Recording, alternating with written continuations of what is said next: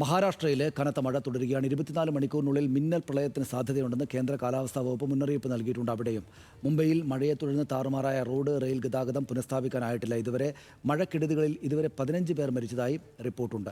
Gautam ആമ്രകുഞ്ചം news ഡെസ്കിൽ നിന്ന് ചേരുന്നു. ഗൗതം, അവിടെയും ശക്തമായ മഴ തന്നെയാണോ? ഇപ്പോഴും മഴ പെയ്യുകയാണോ? കൂടുതൽ ബുദ്ധിമുട്ടുകൾ ഉണ്ടാകാൻ ഇടയുണ്ട്. അതുകൊണ്ട് നല്ല ജാഗ്രതയോടെ തുടരണം എന്നാകുമല്ലോ സ്വാഭാവികമായിട്ടും സംവിധാനങ്ങൾ ജാഗ്രതാ നിർദ്ദേശമായിട്ട് നൽകുക, അല്ലേ?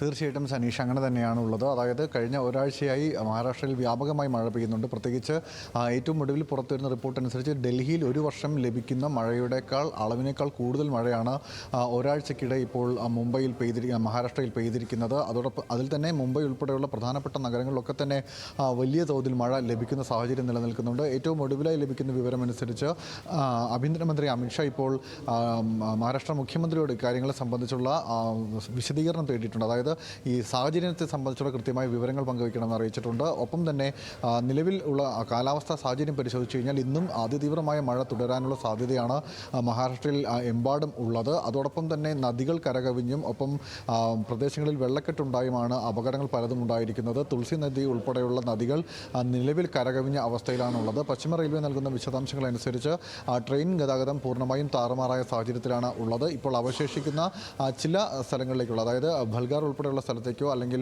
വസയിൽ ഉൾപ്പെടെയുള്ള സ്ഥലത്തേക്കോ ഉള്ള ട്രെയിൻ ഗതാഗതങ്ങൾ മാത്രമാണ് ഇപ്പോൾ നിലവിൽ പ്രവർത്തിക്കുന്നത്. അതുതന്നെ അരമണിക്കൂറും 1 മണിക്കൂറുമൊക്കെ വൈകിയാണ് സർവീസ് നടത്തുന്നത്. റോഡ് മാർഗമുള്ള ഗതാഗതം പല സ്ഥലങ്ങളിലും പൂർണ്ണമായും നിരോധിച്ചിട്ടുണ്ട്. കഴിഞ്ഞ ദിവസം മുംബൈ പൂനെ എക്സ്പ്രസ് ഹൈവേ ഉൾപ്പെടെ അടച്ചിടുന്ന സാഹചര്യം ഉണ്ടായിരുന്നു.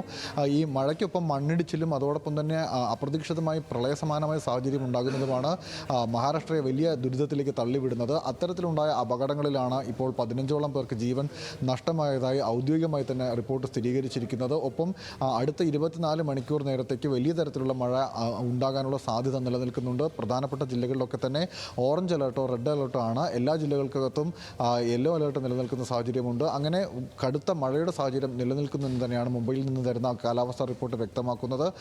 ഒപ്പം തന്നെ ജൂലൈ 9 വരെ ഈ സാഹചര്യം തുടരാനുള്ള സാധ്യതയാണ് കേന്ദ്ര കാലാവസ്ഥാ വകുപ്പ് പ്രവചിച്ചിരിക്കുന്നത്. ശക്തമായ മഴ ആ ഘട്ടം ജൂലൈ 9 വരെ, ആ ദിവസം വരെ തുടരും.